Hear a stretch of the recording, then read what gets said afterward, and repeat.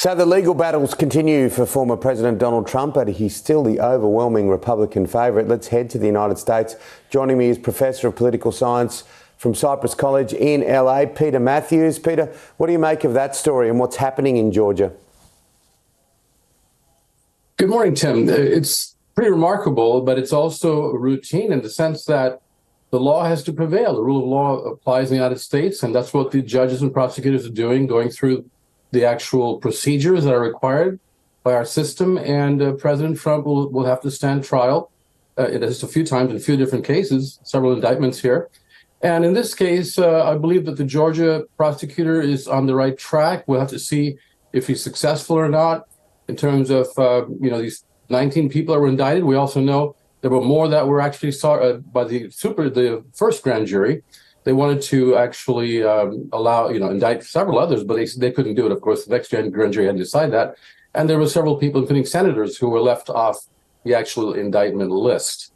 So that's quite remarkable. They said, well, you can't make it. Lindsey Graham was saying you cannot make this into a political situation where you indict people in power and you use it as a weapon. But the fact is that everyone's under the law in the United States. And if you're an officer or not, you're still subject to the laws of the United States. We have to look at it that way. Yeah, and his people are obviously trying to push everything beyond the election, but it's not going to happen, is it, at the end of the day? No, it's not. There are already a couple of trial dates set for March and May, and that's during the primary season, which is still way before the November election. And they are trying. President Trump especially wanted to push everything back and have his trial in 2026. Can you imagine that? He wanted to wait for 2 more years before they could even be having a speedy trial, and that's what the law requires, a speedy trial. Justice delay is justice denied, as we know from the axiom. And yet President Trump, for political reasons, wanted to keep it till after the election so he could get elected, he thought, and then decide what to do about all of this, whether to pursue it or not through the Justice Department. That's one good thing about Biden. President Biden has allowed the Justice Department to be separate from him. He's not involved at all in this. Merrick Garland was hesitant to even start the process early on, but he finally was able to appoint a special counsel who's independent from the Justice Department, from President Trump. So this is a better way to do it, and we'll have to wait and see how it plays out. And we've seen some awful natural disasters, of course, what happened in Maui with the wildfires and the hurricane in Florida, and we've seen a response from not only the president, but Ron DeSantis, of course. Yes, the most recent Hurricane Lee, is a tremendously threatening one here to the East Coast even today, but that's even a couple of weeks ago when we had the first hurricane just a little while ago that President Biden came down to visit the victims of the hurricane, to pledge aid to them, and yet Governor DeSantis decided not to meet with the president. He wanted to go on his own to do it, and I think that has to do with politics, unfortunately bad politics, in the sense that DeSantis doesn't want to be seen cooperating with President Biden or thanking him or praising him for what he's doing, and I think that was the problem. Both men needed to put their differences aside, as President Biden wanted to do, and Governor DeSantis should have graciously accepted the president there and gone and visited these victims of the hurricane and promised the aid that the federal and state governments could both give together. Sometimes things are too important to allow bad politics to get in the way. Absolutely. We're going to start seeing different potential leaders drop out of the battle to see who will be the Republican candidate. We've seen Suarez go. Who do you think will be next to drop off?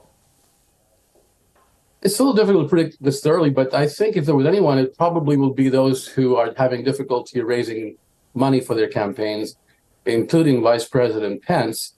And I think it might even be some of the lesser known, the folks that are known but just can't raise the funds. And it's going to take a lot of money to get traction, get started. So even Chris Christie might do that. But, he has a certain set of beliefs. He's very anti-Trump and anti-corruption. He may stay in there. But there are a couple of other people, too, who are having a very difficult time raising money. And that's the main problem, is money in politics doesn't allow people to compete fairly, even if their ideas are good. So in this case, President Trump will probably be at the end one of the last people. He may not even drop out. He may be still in the race. At the end, he might actually win the nomination. And Governor DeSantis, I think, will definitely stay in there. And he's got some money to go through all the way. What can we expect, do you think, from the next Fox business debate? I think that they're going to really focus on the issues, hopefully. We don't want to see them just only talk about personalities and about Trump's problems in courts and all that. That's very important. The rule of law is very important to talk about, and we have to defend democracy even during a presidential debate. That has to be made very important. But at the same time, there are real issues. I mean, issues of how can the economy be made better to address the needs of the middle class and the working people are neglected. The gap between rich and poor has been growing under both administrations, Trump and Biden, over time. And it's time now to see how we can really ameliorate this and break up some of these big monopolies that are charging more and more money for gasoline, for example. The gas prices have skyrocketed. They're still over $5 a gallon. And only a few companies, a handful of oil companies, control the gasoline market. The government and these candidates should be talking about how they're going to break up these monopolies and make them compete with each other and bring the prices down, as well as go to alternative fuels and energy, such as wind and solar and tide power. They should be talking about real technology, about infrastructure, about healthcare. And there's so many things that people are concerned about in both parties and both sides of the aisle.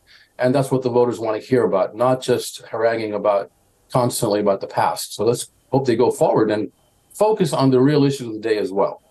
Changing subjects and looking at international foreign policy and the relationship, the tenuous relationship with China. We've seen the president of China not turn up to the G20 summit in India.